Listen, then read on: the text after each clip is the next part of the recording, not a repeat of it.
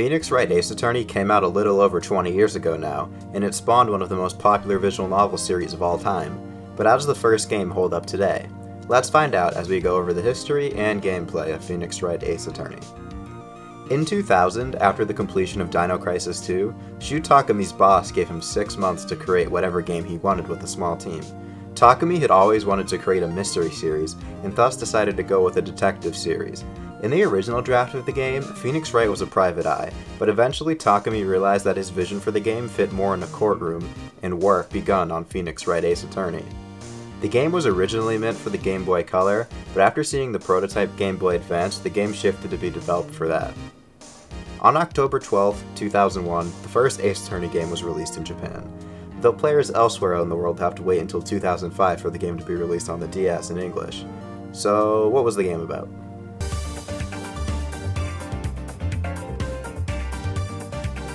The game opens with eerie music. We see a statue dripping with blood, a woman dead on the floor, and the killer freaking out and deciding to pin the crime on some weird-looking guy in a jacket. After the intro ends, we get taken to the courtroom lobby as Phoenix Wright, our protagonist. We meet Mia Fey, his mentor, and our defendant, Larry Butts, a longtime friend. Once we're in the courtroom, we get a basic tutorial. We meet the judge and learn the game mechanics. The case is super easy, and that's okay. This is the player's intro to the game, and it's a fantastic intro at that. The case has only one witness, aptly named Frank Saw It. His first inconsistency is his belief that he found the victim before the time of death.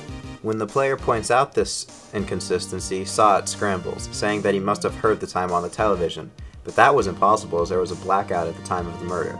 Saw It scrambles again, saying that he saw the time on the murder weapon, which we find out is actually a clock, despite appearing as a statue. It says the time aloud when tilted. Phoenix then corners Saw It, pointing out that in order to know that the weapon was a clock, he would have had to have held it in his hand, and he had heard that the time was 3 hours behind the time of death. Saw It panics again, but says that Wright has no way to prove that the clock was behind on the day of the murder. This time it's Nick's turn to panic, believing that he has no way to prove it. We now get our first experience with thinking outside the box in Ace Attorney. Mia urges Phoenix to think, and we realize that we already have everything we need to prove it. Earlier in the trial, a passport is added to the court record as the victim recently traveled to Paris. The time difference matches what Saw It heard, and we win the trial. This case is really difficult to review. It doesn't follow the same format as other Ace Attorney cases. It's a tutorial case, and that's its only purpose. It doesn't advance the plot, and really has no relevance to the plot of the game at all. But what is there is great in my opinion. This case hooked me on the series when I first saw it several years ago, and its score will reflect that. I give this case an 8 out of 10, and we're on to case 2.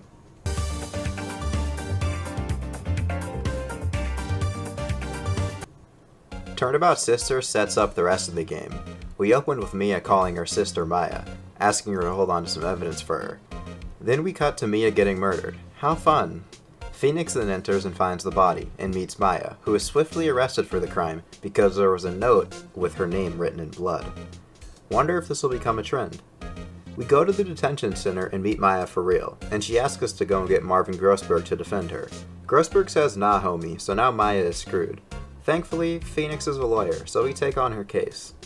But we have to face off against the best prosecutor in the district. Or, the second best, I guess. But he's still pretty damn good. Undefeated, even. Miles Edgeworth is pretty great. The first day of the trial isn't anything special. The plot doesn't move forward too much until the end. We learn that one of our witnesses is sus AF, and she checked in with another man. We must find out who this man is. So we do. His name is Red White, and it becomes clear that he's the killer. When we accuse him, he accuses us.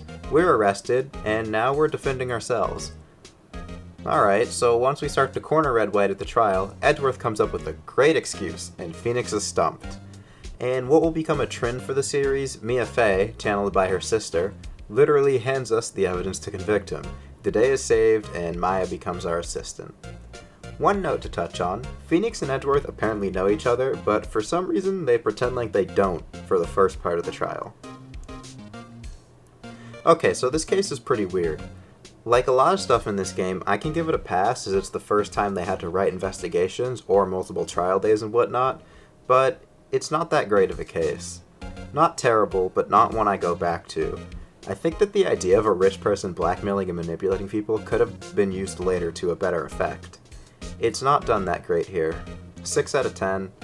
It's alright.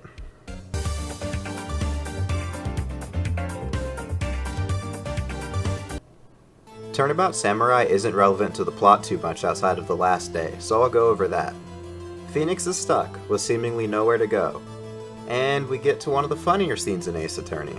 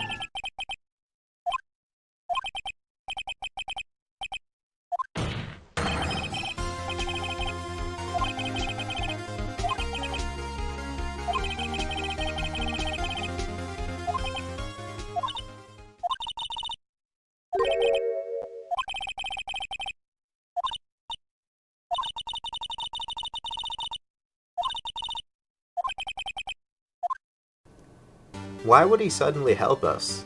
Well, we learn he's saddled with unnecessary feelings, something I've discussed in this video, which you should go watch. Okay, so this case is okay. It sort of suffers from third case syndrome, but I'll give it a 5 out of 10.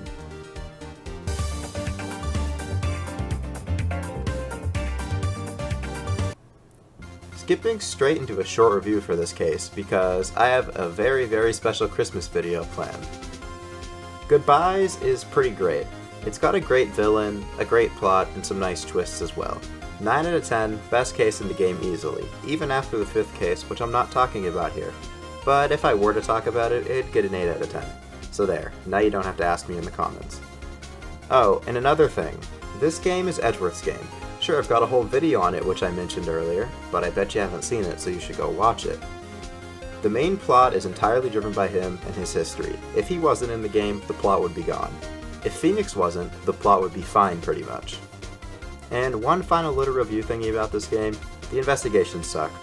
They're just bad, to be honest.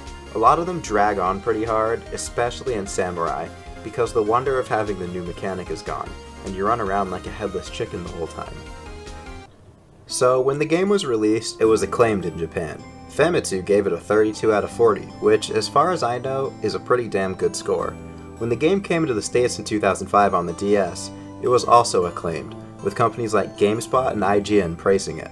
The DS version has an 81 on Metacritic. Pretty good for the first foray into a game about lawyers. Basically ever, really. I can't name another one before this, or even really after this. And honestly, I have to agree with these reviews. It's not the best Ace Attorney game. It's probably not even top 3. But it's good. It was a perfect intro into the series. Phoenix Wright is probably the most important visual novel release in the United States. Without it, games like Zero Escape and Danganronpa likely would have never even had releases in the States. It was the first Japanese export of its type to get really popular. There have been 6 main games, 4 spin-offs, a manga, an anime, and even a crossover with Professor Layton. I'd say it did pretty well for a little side project Capcom let its creator do. Thank you for watching. If you enjoyed the video, check out the pinned comment down below for my links, and hit the subscribe button. See ya!